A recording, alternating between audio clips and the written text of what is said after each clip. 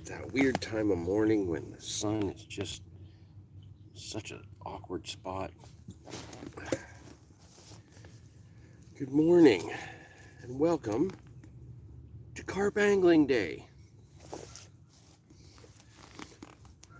Any of you who have been following along, we started Carp Angling Day last year, and there was live streams throughout the day. There was people doing tons of posts. It was fantastic, and we're hoping to see the same today. Just after 7 a.m. this morning, I did a little bit of a kickoff on the Carp Angling Day Instagram. So you can always pop back over there and check that out later on, just see how that went. As of yet, still no fish.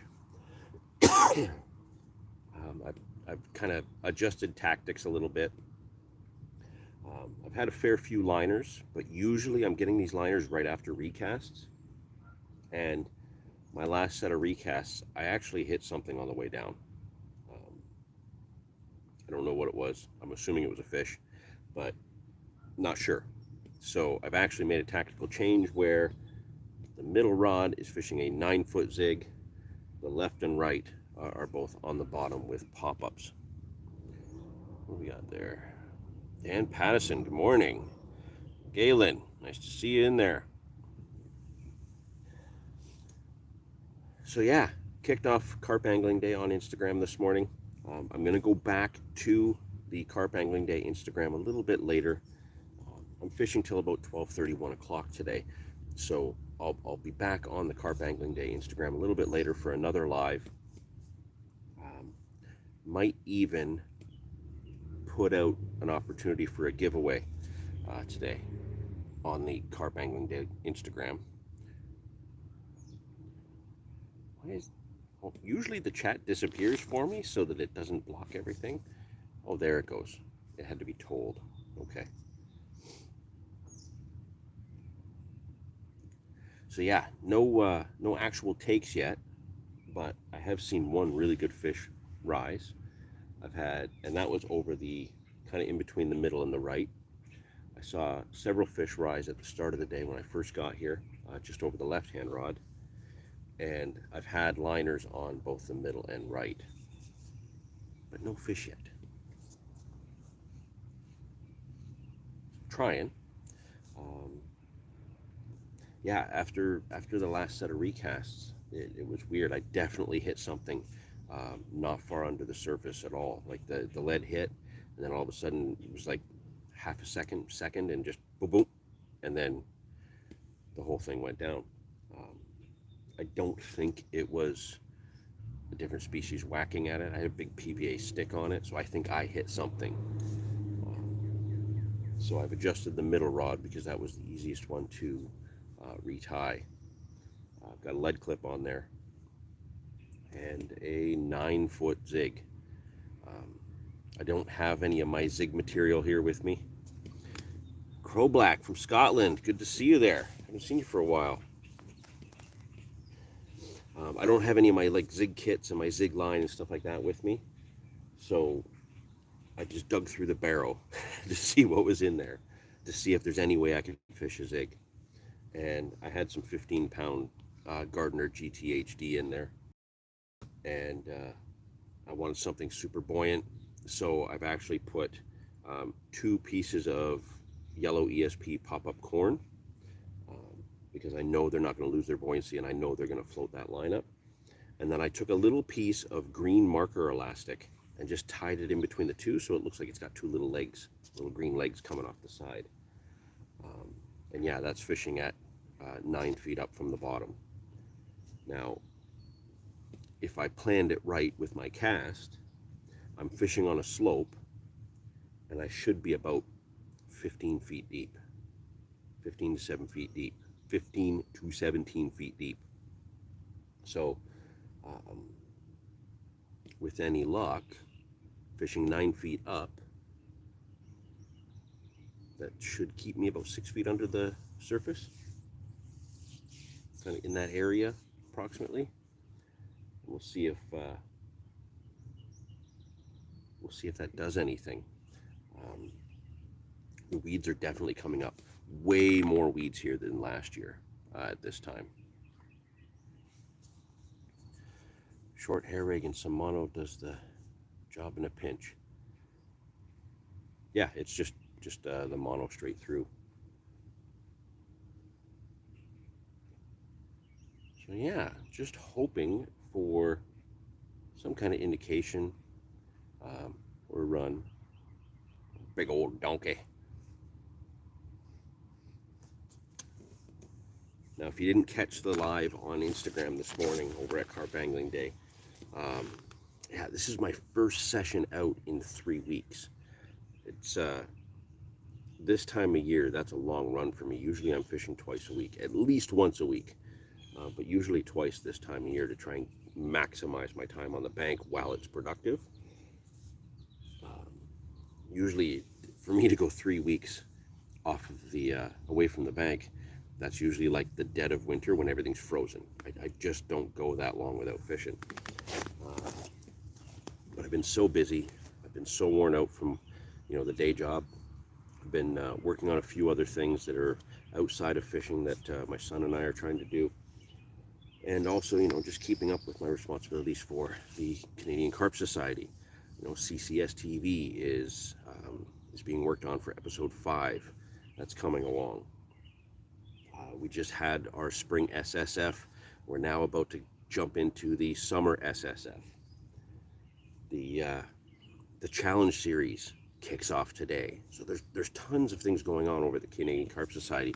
So if you're not a member, join. You don't have to be in Canada to join. You can be anywhere in the world. What do we got here? Bruiser Battersby. Good luck, John. Can't make it on the bank today. Heading up to Gatineau for wrestling. Good to have. Going to have to wait till next weekend. Well, you know what? You're going to go up and do some wrestling, get yourself spanked. Get spanked on the bank next week when you blank. Yeah, I said it. It's a prediction. You might catch, you might not. I have a feeling I'm going to blank today. On the upside, though, it's not the end of the world if I blank today. I'm fishing a brand new spot with Dave on Monday. We're filming the 3rd episode of the breakdown. Brand new swim. We're actually going to finish it. We're going to fish it together this time, just for safety reasons, because it's big water, and neither one of us have fished it. Dave put in some bait yesterday. I haven't been to it since we first scouted the spot in like February, something like that. So it's yeah, it's gonna be interesting. Big water that we're gonna be fishing. Similar to this, where we're fishing like a drop off, but where here it goes down to like 30 feet. Where we're going, it goes down to like 100 feet. So episode 3 of the breakdown is going to be very interesting. We both have a very different game plan going in.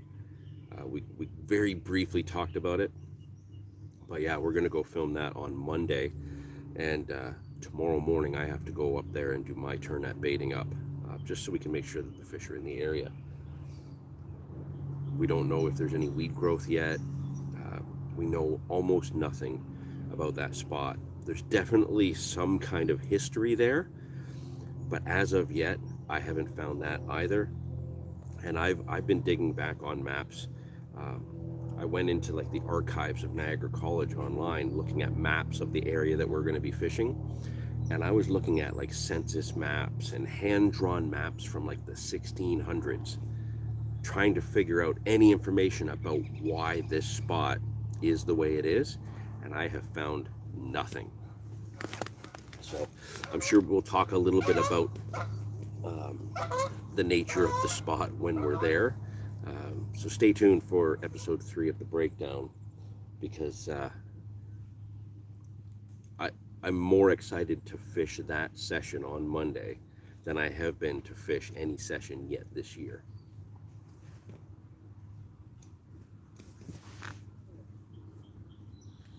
Sounds like the kayakers are coming back. You're probably going to run through my line again.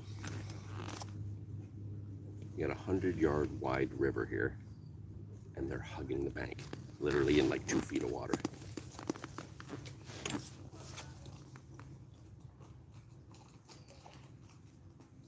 No, paddle boarder this time.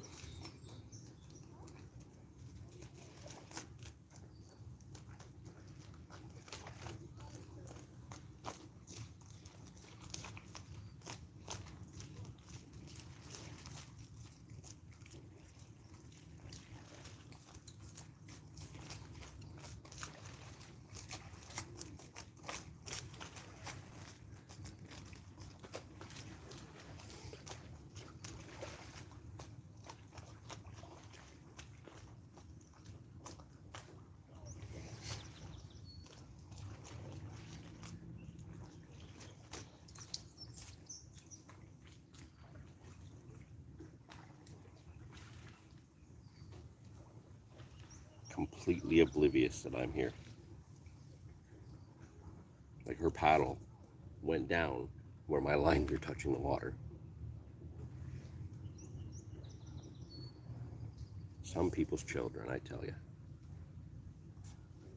How's everybody else? Anybody else on the bank right now?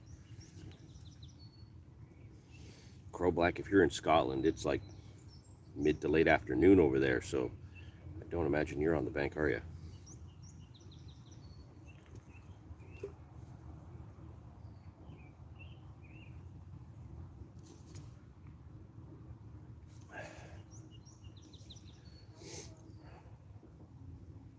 To be honest with you, I did expect that if I was going to get a fish today, it was going to be in the first hour.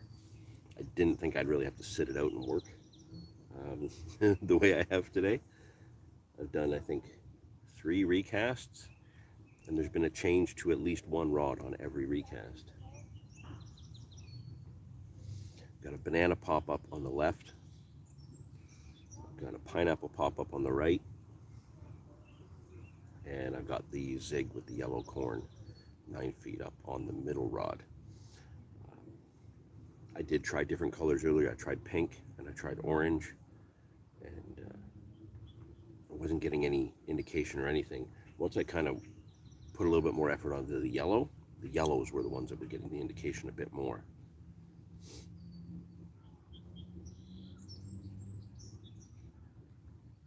I'm going to be honest with you, I'm really hoping the zig goes, because it should be interesting. Now, 3 weeks ago, when I was fishing the spring SSF, I did really poorly all week, like 60-something hours and 2 fish under 5 pounds to my name. It wasn't until the very last day that I actually got into fish. And what ended up happening was I had fish all over me. There was other anglers there. They were catching catfish and all kinds of things. But I had fish all over me, and I couldn't get a bite. Finally, I did get a take. I landed a nice mid-20, so I was really happy with that. But I could see fish all over the place, and it didn't make sense why I'd only had 1 bite. And then I saw one come in really close to the bank and swipe through a big ball of bait fish. So once I saw that they were on bait fish, it was very clear that they just weren't feeding on the bottom. So what I did is I actually switched all my rods to white pop-ups, the Siltbusta pop-ups. So it's I don't know how DT came up with the mix for that, but it's peach and pineapple, and somehow it doesn't take on the smell of the bottom. But it's white. It was the only white pop-ups I had with me. Well, kind of an off-white, like an eggshell color. So I took this, if you guys have seen me do my rigs before, you all know that I have a little split shot about 1 inch down from the hook. I took the split shot off, and I put it out there, and just the length of the rig, like 8-10 inches up off the lead, just the regular hook link material, nothing, no mono or anything. Just took the split shot off so the pop-up would hold that white pop-up, or hold the rig up. Ended up getting 4 or 5 more fish in like 2 hours, topping out at 31 pounds. Just fishing basically a little short zig. with my coated braid. So that's like the most extensive zig I've been able to catch with so far. So I thought, you know what, why not? Let's put a 9-footer out there, see what happens. It puts us past mid-depth, so we're up high enough to know that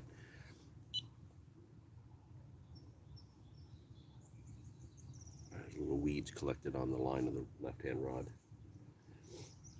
We're up high enough to know that we're in that top third of the water column. When the weeds are up, I think that's kind of where they max out at their height off that slope. So I do think that kind of 9 foot, maybe I should have went an extra and gone 10 foot.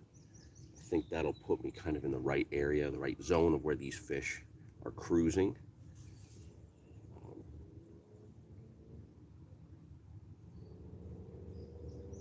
Yeah, that's just weeds on the line. It'd be nice to get a take live today. That would be awesome. Last year, every time I turned the camera off from the lives, I had a take. So I would end up coming back just to show you the fish. Dave Newman, good morning.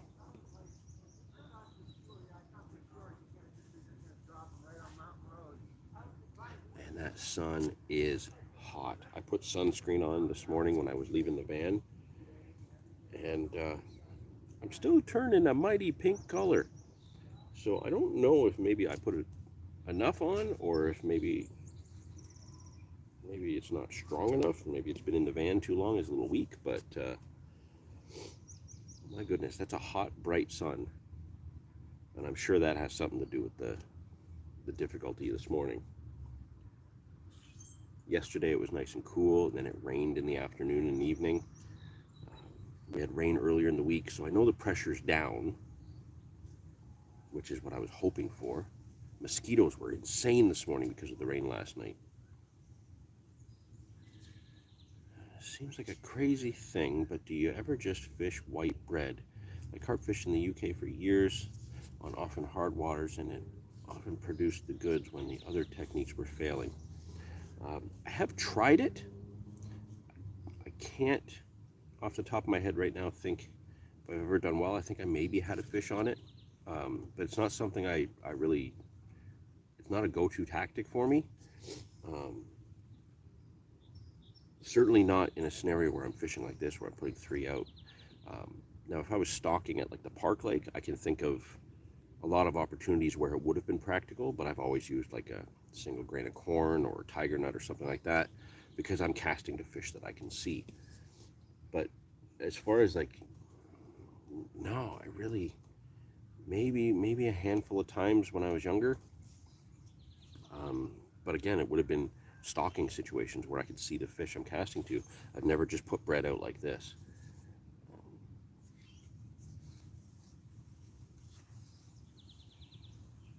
Yeah, no, it's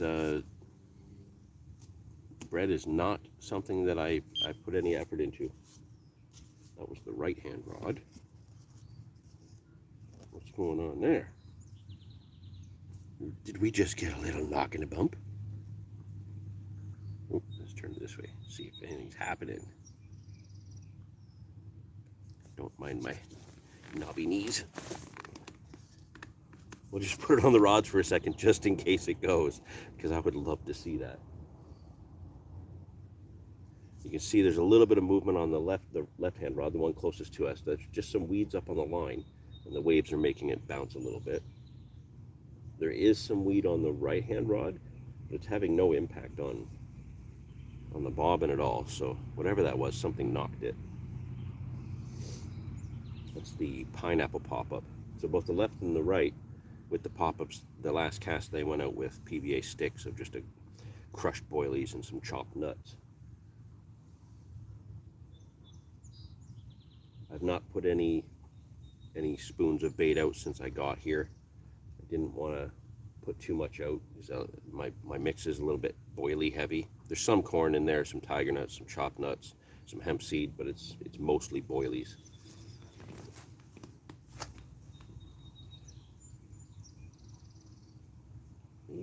Fishy, fishy, fishy, fishy, fishy.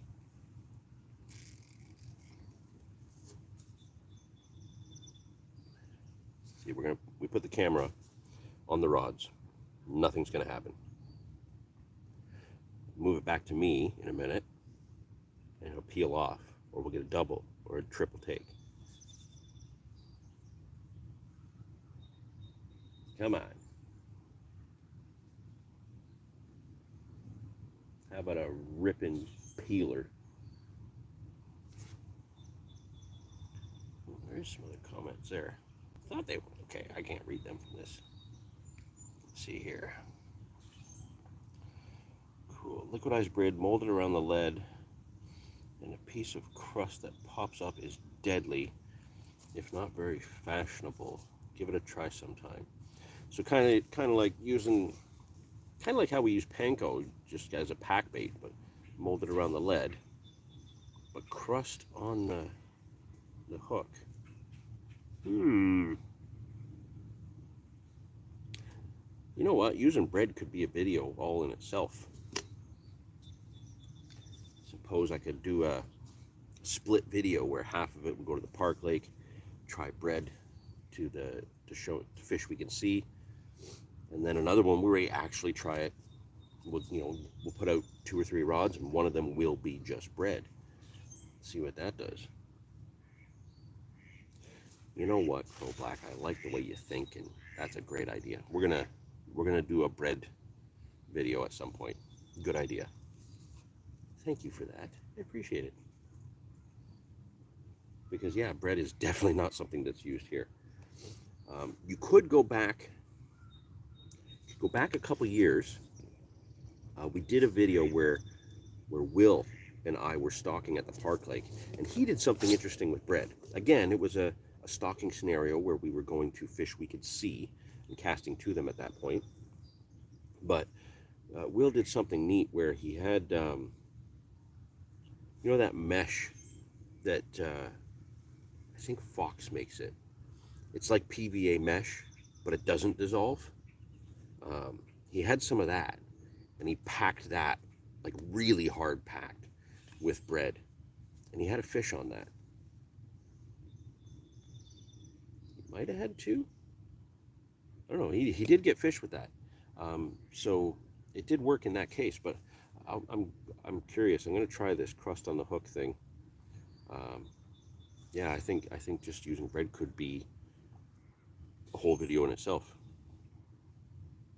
Actually, Andrew Fishing, great to see you in there, sir. It's been a while. That's the left. If it's 1 beep, is it even worth looking? Dan Passon, only issue with bread in Canada is that it's decimated quickly by other fish species. That being said, it works well in the right situations. Well, I agree with you there. You know, bait fish and sunfish and all that. Definitely going to do something to the bread around the lead for sure. But how easily can it take a piece of crust off the hook?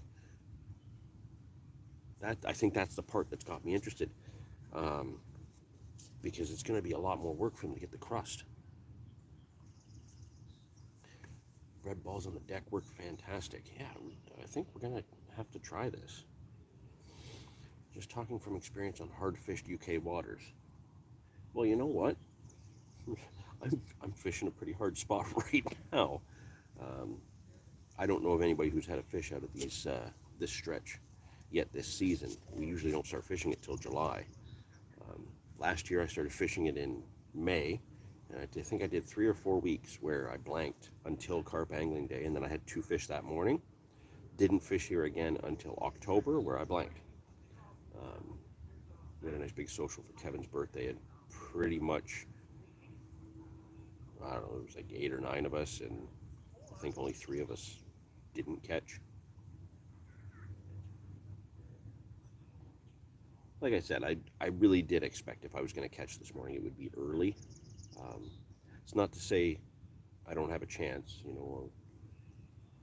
Once we get it in around 11 o'clock, noon, there's usually that small window of bite time where a couple fish can come out midday in conditions that you wouldn't expect them to. Um, but then, yeah, just after lunch, I'm going to pack it up for today. I have some things to do. Tomorrow's Father's Day. I'll be spending it with the boy. We're going to go to the movies after I bait up the spot for Monday, of course. And then Monday, yeah, Dave and I are going to go out and film the breakdown episode 3 in some big water. The scenery is going to be incredible. I genuinely think there are some monster fish there. But there's monster fish here too, and I ain't catching them, am I? So we'll see how that goes. Come on.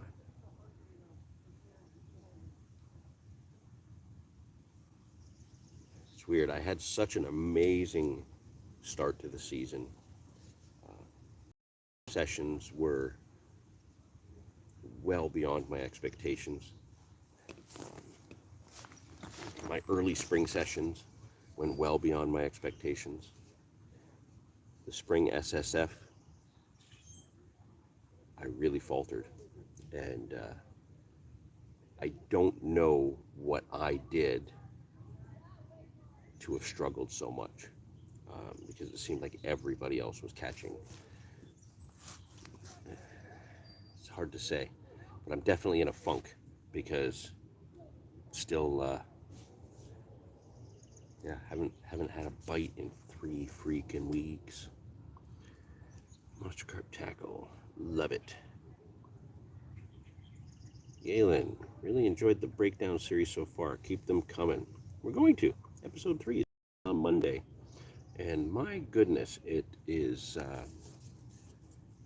probably the most anticipated session I will be having this year. The location is just, I can't get it out of my brain of how amazing it looks down there. Yes, I said down there. Little tip. Little teaser. Big water. Down. Big water. Big fish, hopefully. Amazing scenery. It can only really be one area.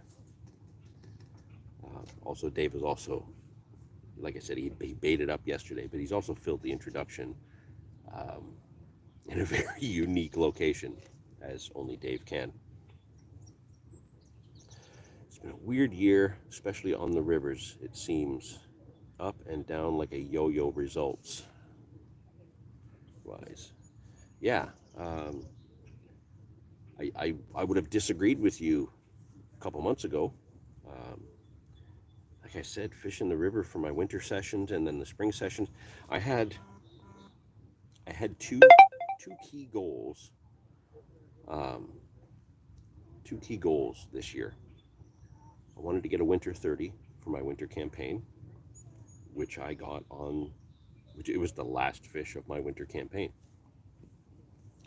On the last day, like literally just a couple days before spring.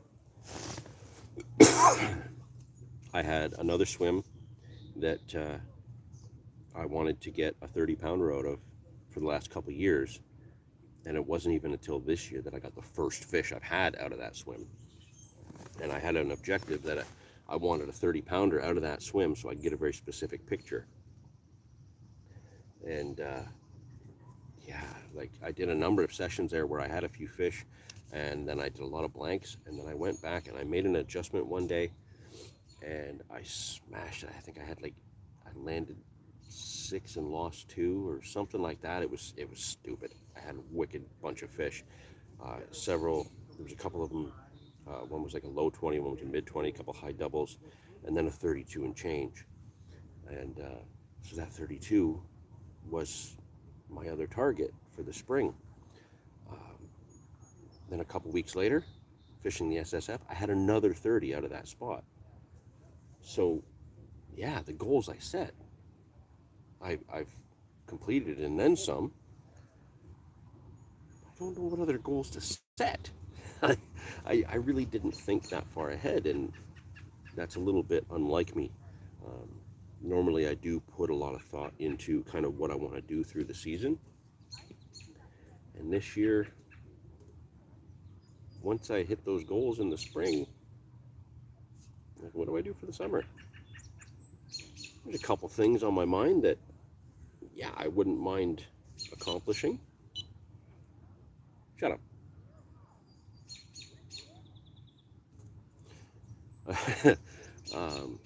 But I think I need to invest an entire season into those goals. I've never really been a big fish guy. I've never really set out to target big fish unless I was in a tournament or competitive scenario. The rest of the time, I'm just happy to be out fishing, happy to get bites, and if I get a couple of big fish, man, that's awesome. But talking with Dave, and I think I mentioned this a few times on the live streams previously this year,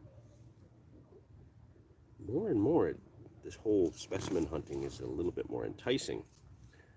And while I never really thought that I would ever catch a 40-pounder, to have now had two, I feel a little bit greedy saying this, but I kind of want to see if I can go catch another 40. But like I said, that's something where I'm going to need to invest an entire season to it,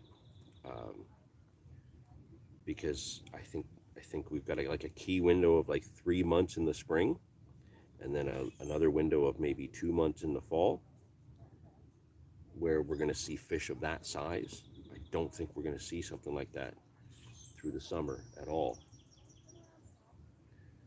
So if I'm going to target another 40, and I've got the swims that I think will hold them,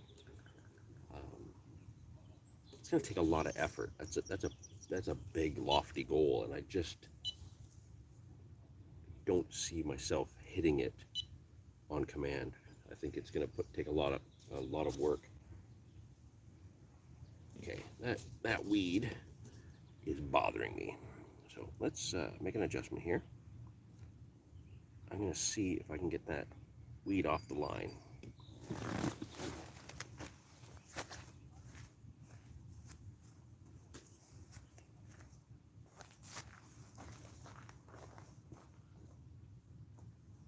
I don't want to get wet.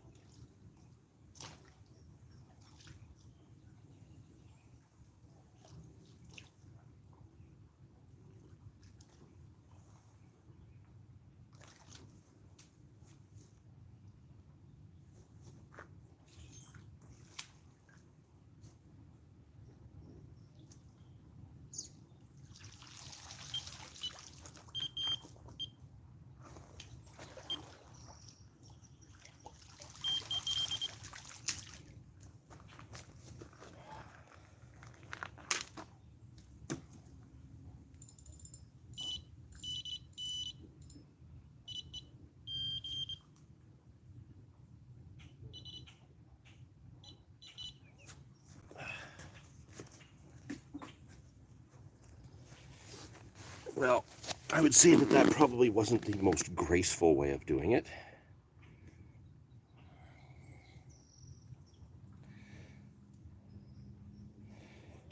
But, I didn't wear my waders today. I thought it would be a little bit too hot. And like I said, I have some stuff to do this afternoon, so I can't really be sweating my butt off in a bunch of waders and then going to do my errands today. Who else is on the bank? Anybody? Haven't talked to anybody else who's on the bank yet today.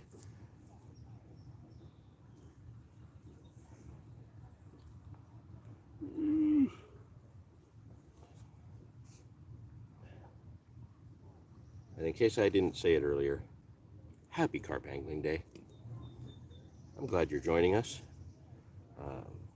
Again, a little bit later on, maybe another hour and a half, I will be back on the Carp Angling Day Instagram, and I'll do a live from there, maybe for about 15 minutes to a half an hour. We did a little bit over 15 minutes this morning to kick things off.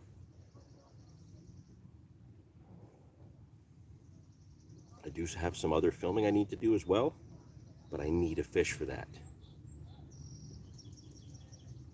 And I'm not gonna get that damn fish to film that, I think, today. Dave Newman, Adam and I, Rice Lake. Good stuff. From what I hear, it's been kicking fish out lately. But, you know, it's kind of what you always hear from Rice Lake. And we got paddle boarders coming back.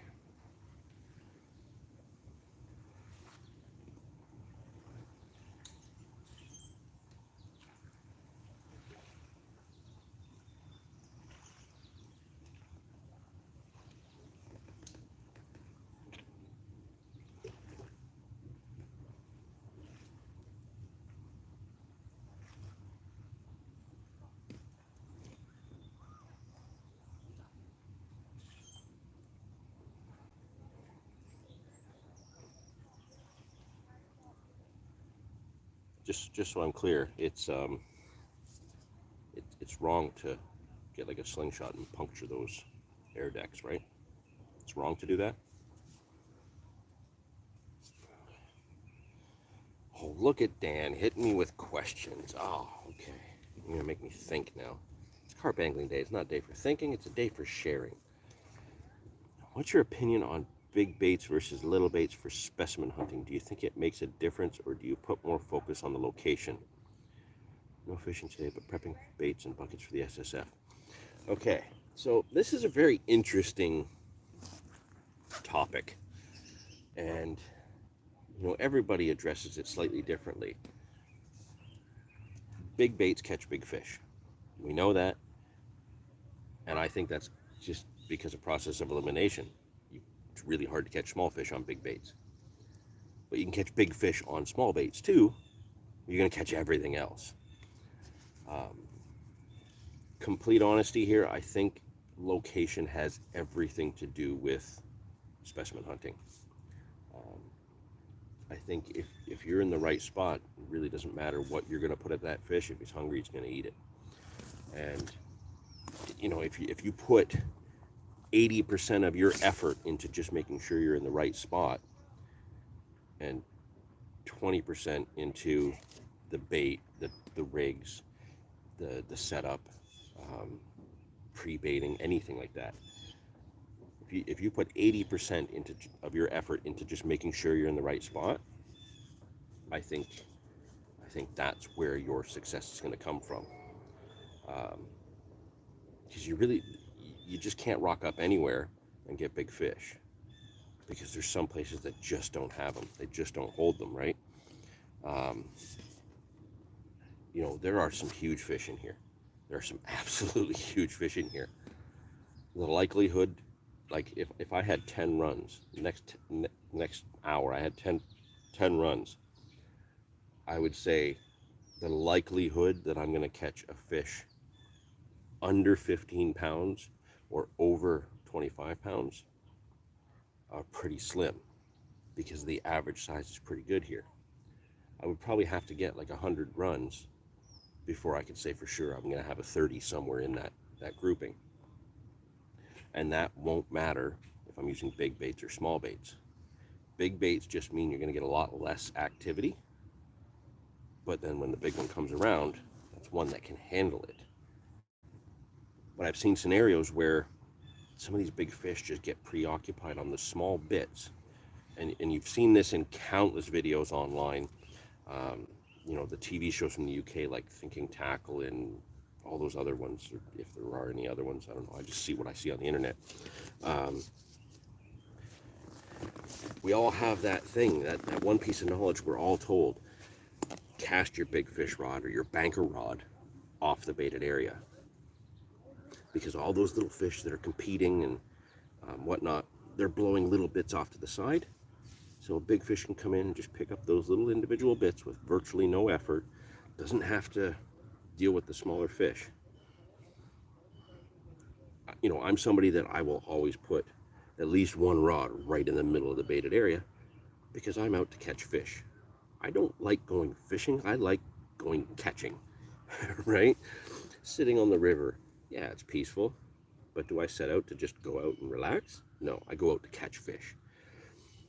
Now, if I was somebody that, I wasn't doing videos, um, I didn't have any kind of schedule to say that I need to catch on a consistent basis, and I was to just target big fish only, then yeah, I think I would probably go with larger baits overall, like probably 18 mil to 24 mil.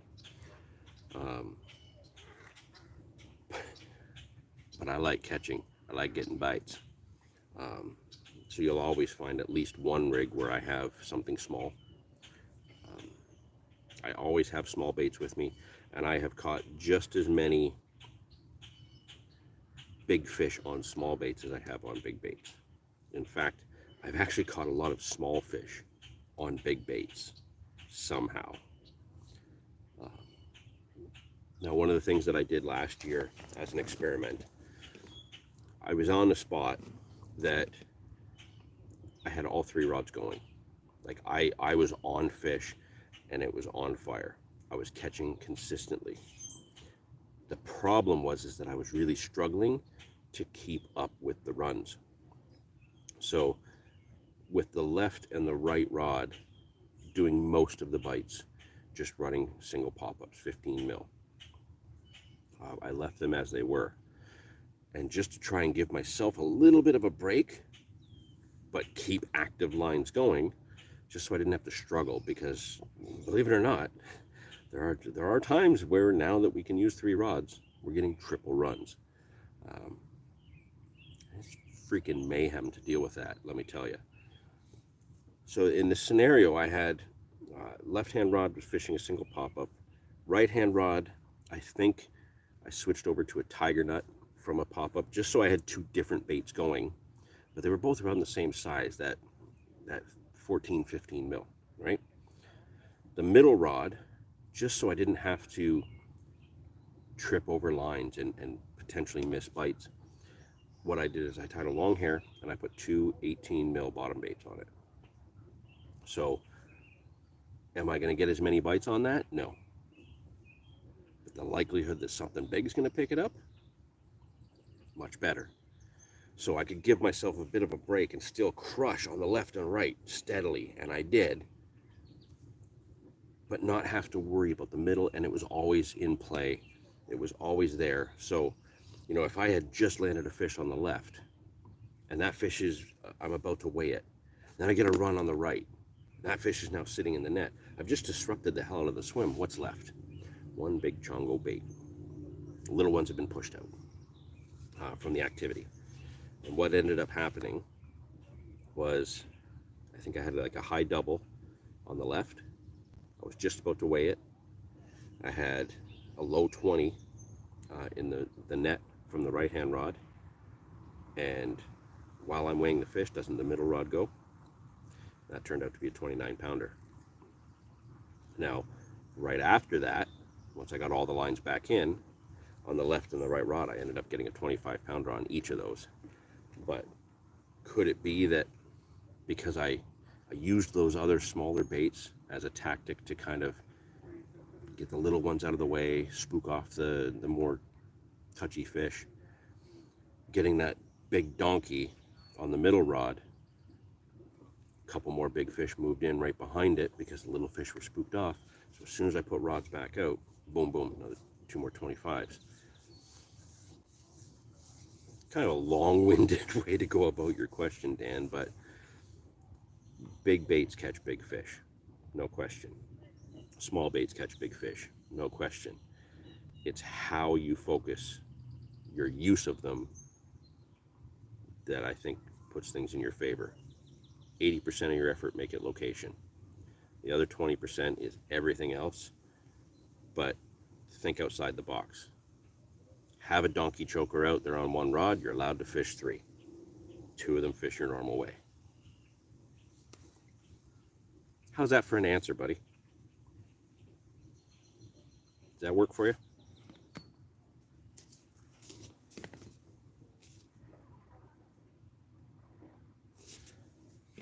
Zig ain't doing nothing. Pop-ups ain't doing nothing. I've got some time left and I have a few options. I could take one rod, switch it to a 12 mil pop-up. Go right down in size. Could do that.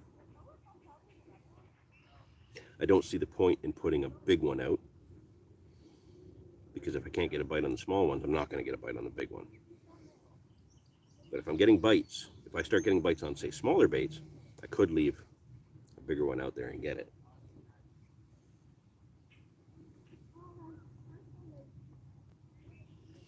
I don't know. Who thinks I should pull one in and switch over to a smaller hook bait? I've got some 12 mil green beast, and I think I've got some 12 mil super fruit with me.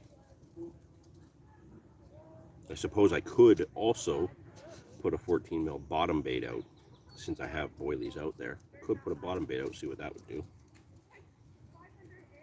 I'm going to leave the Zig out for now, just in case. How exciting would it be on carp angling day to catch on a 9-foot Zig?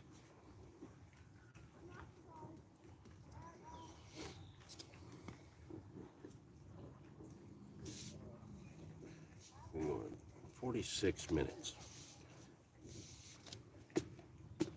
Yep, 100% been experiencing the same. There you go. The rowers, for the most part, they stay out of the way. Every now and then you get a weirdo that comes right close to the bank, and I don't understand it.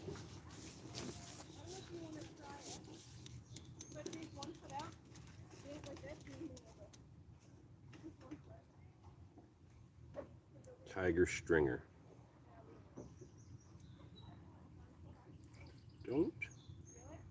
Don't think I brought any. Oh, I might have tigers with me. I could put a tiger out there. I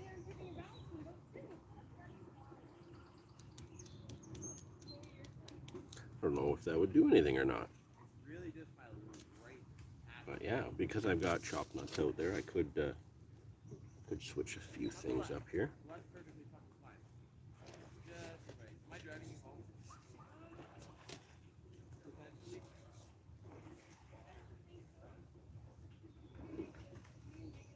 All right, which rod should I adjust? If I'm going to switch to a small pop-up or a tiger nut, which rod? Because I can take the pop-up off. I've got my German rig with the bait screw, so I can just quickly take the pop-up off. I could put a tiger nut on that and a little stick. It won't be a visible bait, but if anything's digging around, that might get us a run. Hola, John. Screaming Carp Runs, good to see you. Since you're joining in, we're going to stick around for another 10 or 12 minutes doing the live here. Just thinking I should pull one line in and switch to a smaller hook bait.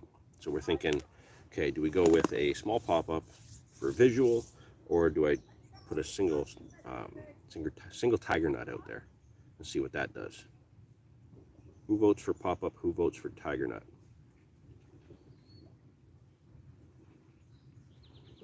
Because nothing else is working right now. And which rod, left or right?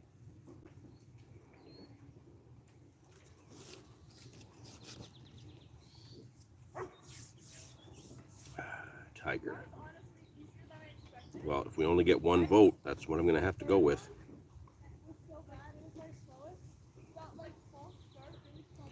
Curtis says tiger nut. On the left.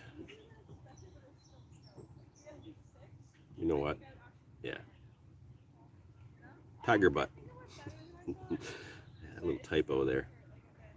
All right, let's crank in the left. We'll put a tiger nut on. Put it where my gut is telling me. My gut is telling me put it in the fucking right spot. Sorry for my swearing there. All right, let's pull the left in. Typo, sorry. Don't be sorry, that was awesome. Okay, let's see.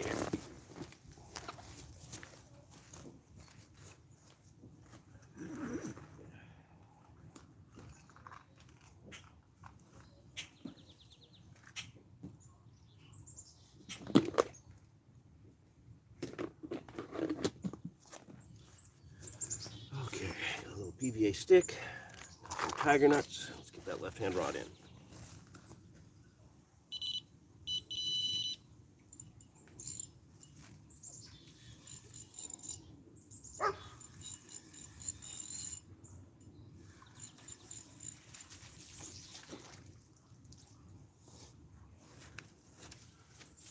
Okay, so the weeds are definitely coming in way better than last year. Really nice, crisp green stuff. Could do without it today because I'd like to get a bite. I want to make sure my rig's presented right.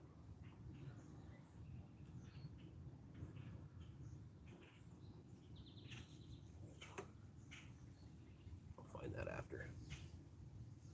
Oh, I still got my mosquito coil going. I lit a mosquito coil just under the brawley there when I got here because the mosquitoes were so insanely bad. It rained really, really well last night for several hours. So when I got here this morning, it was mega wet.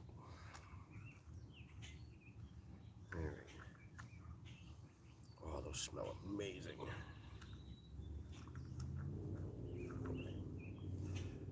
Tiger nut here.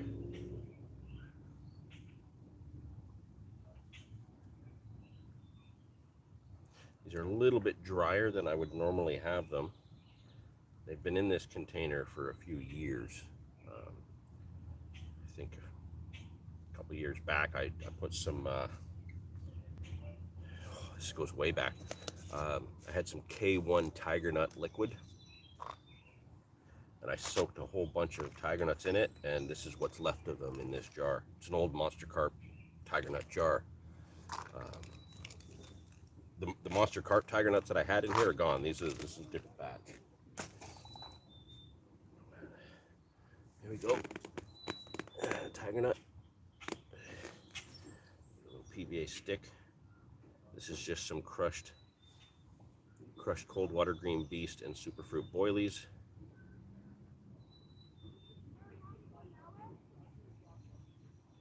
And some crushed tiger nuts, crushed peanuts, some hemp. It smells amazing.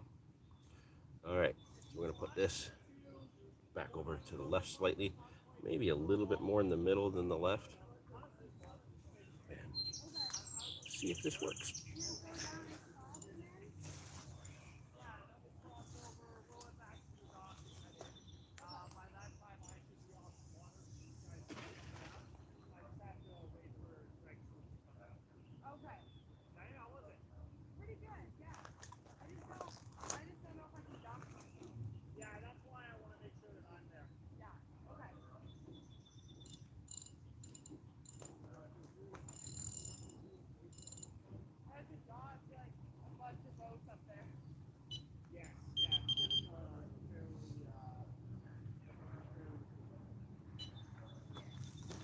Okay. Yet another tactical change. It's kind of like, any of you remember reading those choose your own adventure books when you were a kid? It's kind of like what that is. Just get you guys to choose my adventure.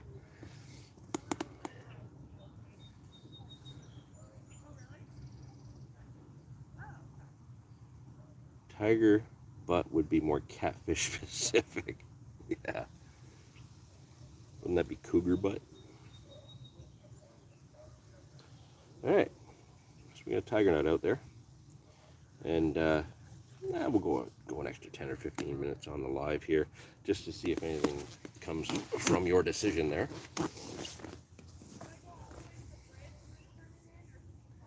Now I've got three very different tactics. We've got the tiger nut on the left. We've got the 9-foot zig on the middle rod. And we've got the pineapple pop-up on the right.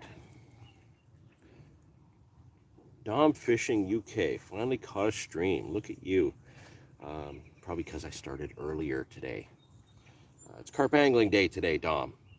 I know it hasn't caught on over there for you guys yet, but we're trying really hard here in Canada to help spread it. Get everybody interested in carp fishing, doing something carpy today. So yeah, I started the live stream early today because I'm doing lives on Instagram from the Carp Angling Day account today. So just kind of spreading my time kind of where I can. because I only have till about 12:30 or 1 today. Dougie, good to see Carp Smashers in. Trash fish, go catch some proper fish like bluegill. It's funny you say that. I was actually thinking the other day I want to get out and catch some bluegill. I got a spot where I can get a little 5-foot ultralight out. So that's on the cards. Morning. However, there's something else that I'm working on too.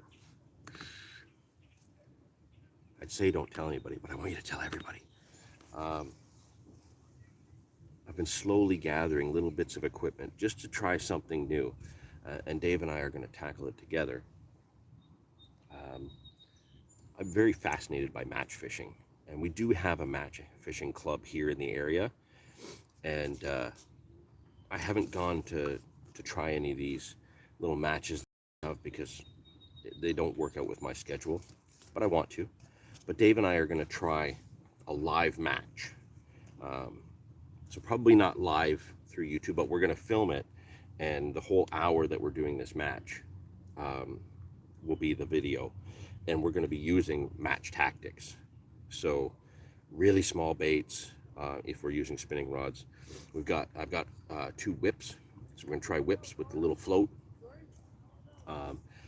Pretty much we're going to work on a point system for fish and fish species, because we don't have the big keep nets, and being here in Canada, I don't know what the rules are for certain species for retaining them in a keep net. That's something I probably have to talk to the match fishing club in our area about. They would know more about the rules, but I want to try some more match fishing tactics and do a couple videos on that, and then hopefully maybe before the season's out, if my schedule works out, I can join in on one of the open matches that the Match Angling Club has. So I'm hoping to have some of that coming up, because you know, some of these spots we got really, like, we got 4 and 5 pound rudd here. We got really good bluegill. You know, there's tons of options to make a match, especially with a whip. Really interesting. Canadian Carp Society popping in there. Carp Smasher, left rod go off yet? No. Match fishing sounds great. Would be really keen to watch. You know what? I want to spice things up. For a long time we've been doing a lot of the same, and I know a lot of people appreciate that, and I really do appreciate the kind words from all of you who really do like what we've been doing. But I need a bit of a change up. I need to do a few more things. I've always been a multi-species angler my whole life, and just the last few years I've gone really carp heavy, to the point where I'm like doing like 1 trout session a year. So I'm going to be, I want to add some more variety in. So getting some match fishing in is definitely on the cards. I have a plan. I'm just waiting for the right kind of break in weather. I want to go out and do a session for just channel cats. DT, we now have their new Crustacea bait over here. So I've got a whole whack of the Crustacea bait. It's like well, it's not a plant-based bait, so I can't use it on multiple rods, but I can fish with it with a single rod. And if I'm going to do that, I might as well go for, you know, try and get a big catfish or something. So I'm going to go try some of that.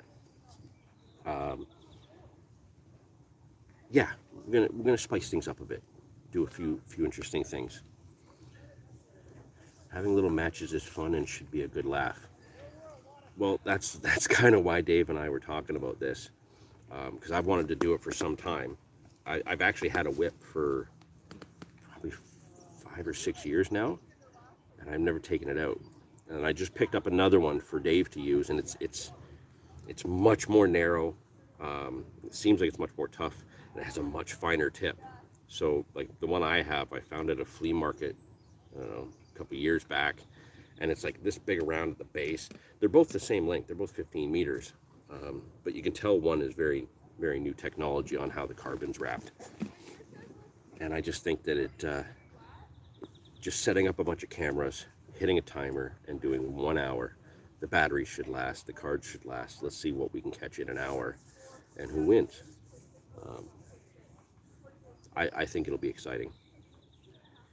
Getting Dave to use the whip sounds naughty.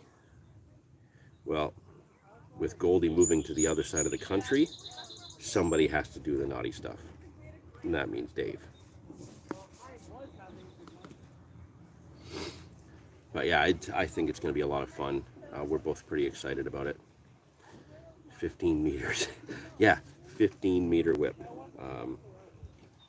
Or did I say that wrong? No, not 15 meters, because that would be like 45 feet.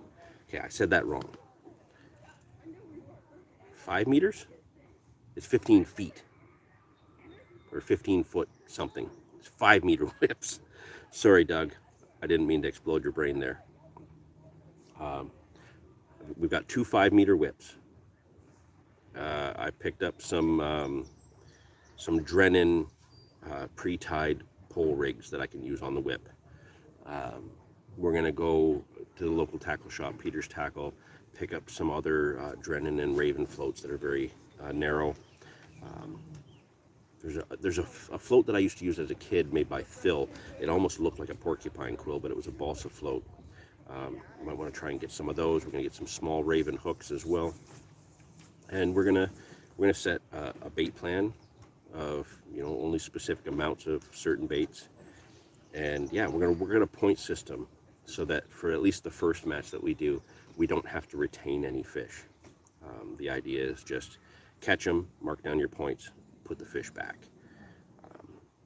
If that video turns out to be a hit and you guys want to see more, then I'll look into the rules about retaining fish, like amounts of fish, and maybe get a couple of keep nets to actually do a final weigh-in at the end. So we'll just see how that goes. Scheduling wise this year, trying to line up with any of the guys, it's been tough, but we're gonna make it happen. Gotta pop off to work. Sorry, really enjoyed the stream. You know what, Crowback, great to see you there. Thanks for that idea about the bread crust. I'm gonna make a note of that and look into that a little further, and hopefully I kind of have a couple spots in mind that I think that might do well. So thank you for that, and hopefully we can put a video together for you using that tactic. I have those styles of floats and gear. Interesting. So when we do a video about this, you might actually be able to go out and mimic it. And my wife still is on my case about going to your area, Doug. Just time-wise, it's so difficult for the schedule for us to be able to go do that. But there's still a chance that I may head out there this summer to your area for a few things. If it happens, I'll let you know. Maybe we'll actually just get the whips out on the river where you are. Did you say you had big rudd you can catch? Are they invasive or native to Canada? Rudd here are on the invasive list, but much like carp, they're really naturalizing very well. They get big here. Like you do see 4 and 5 pound rudd here. Your average rudd is going to be between 2 and 3 pounds. I would say that's, yeah. I don't think I've seen many rudd under 2 pounds here. But yeah, they are technically invasive, so the law says we're not supposed to throw them back. We'll just leave it there. There's a certain level of ethics that come into play with fish care and stuff that some of my opinions contradict what the rules are. But we won't go into that too far. Big rudd are amazing fish to catch. Absolutely they are. I got my first one fishing my 5-foot ultralight for panfish, bluegills and such, and I couldn't believe it. I didn't know what the hell was going on. I thought I had hooked something like a big bass or something, or a big catfish, and no, it was a rudd. It was unbelievable. What a scrap on light gear.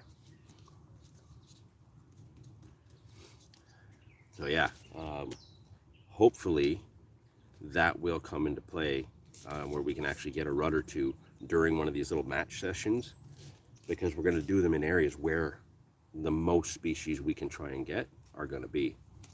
And yeah, we'll work on a point system for that. Should be interesting. Should be some really good banter back and forth. The idea is to have like we're going to sit kind of side by side with a little bit of space, cameras on either side so you can see both of us. And then it's just going to be some friendly competition of who does the best. I get sick of them fishing for tench. Had them around 3-inch long on triple hair rigged corn. Proper pain. Wow.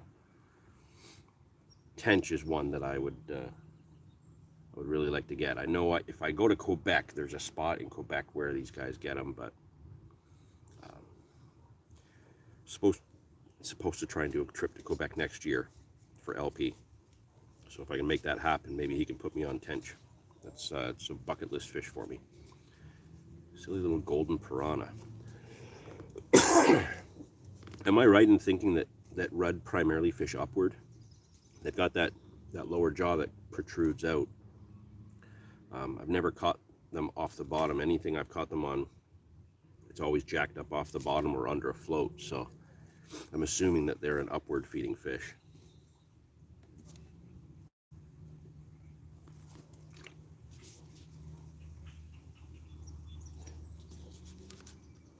Harry, that left rod hasn't done anything with the tiger nut, just so you know. In fact, since I put that out, nothing else has happened. They will go down for food. Interesting. Well, just on the other side of that island over there, across from me, there's another river, and there's lots of the rudd school up really well in there. The Niagara River, the Welland River, down by my house. I can literally walk to a spot, and there's some pretty good rudd there. So yeah, we have some options as far as where I can go to try for them. But I think if we can get some big rudd on the whip, that's going to be really exciting.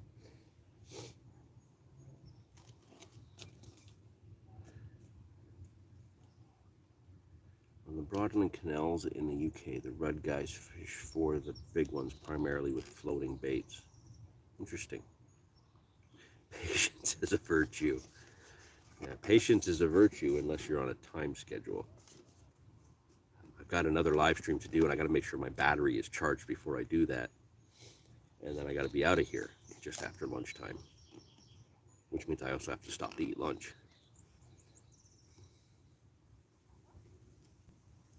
I hate to cut it short when we got a bunch of people interacting, but like I said, I am pressed for time today.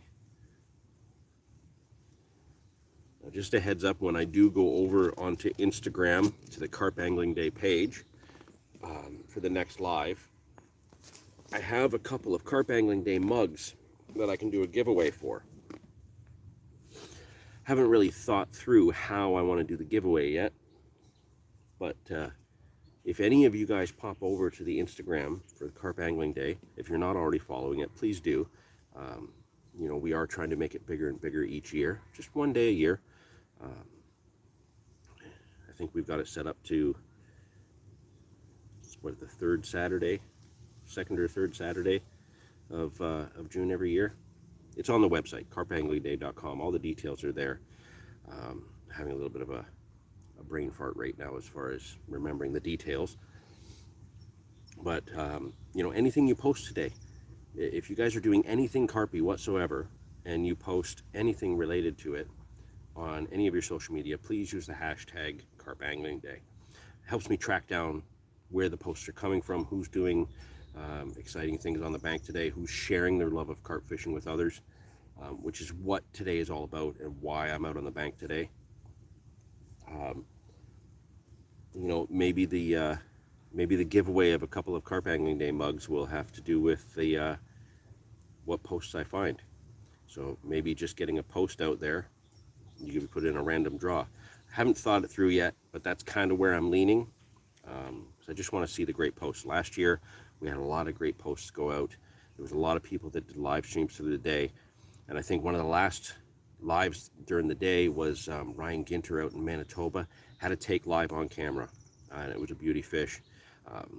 Galen kind of finished it off last year in his garage, just talking about tactics with his camera mounts and stuff. Galen from ONT Carpin. So yeah, just keep your eyes peeled on your social media today for any Carp Angling Day posts. If you do any of your posts of yourself, please use the Carp Angling Day hashtag. That way we can track them down. I am going to cut this one in a minute or two, just because I need to charge the phone to be able to do the next live. I need to have something to eat, and I think I want to put some more sunscreen on, because it's getting pretty rough out here, and I'm changing color. After the Carp Angling Day live, if I get a chance to actually like get a fish, I may pop on back here before I go, just to show you the fish, but we'll see. We'll see what happens. But yeah, I need to have something to eat. I have a few things to get ready. I really appreciate all of you popping in. Dom, it was great to see you. Crow Black, Doug, all of you. Harry, glad you guys tuned in. Thanks for helping me pick what to do on that left-hand rod. If it goes, I'll do a community post so that you guys do know what happened. But for now, give me about a half hour tops, and we'll go over to the Carp Angling Day Instagram account, and we'll do another live there. Okay? I'll look for the 30 on Instagram later. You never know. I might get one bite today, and it might be a donkey. Donkey is slang for carp in my world, just so you know, Dom. What did you change on the rod? I took a pop-up off and we put a tiger nut on there, Doug. And it's done nothing. But I got stuff to do, so I'm going to go do something. Thank you so much, all of you, for tuning in. Really appreciate it. Great to see you all. Happy Carp Angling Day. Great to spend this time with you. And like I said, we're going to try mixing some things up. We're going to add some match fishing and some other cool things in on the channel as we go forward for the rest of the summer. And Monday, we're filming episode 3 of The Breakdown in a very amazing location. Really, really excited about that one. And like, I'm so excited, I want to tell you all the details, but I can't, because Dave will smack me. So we'll see you guys later. Thank you so much. We'll see you on Instagram in a little while. Put Tutti Frutti on the left rod. I don't have my Tutti Frutti ones with me today. Sorry.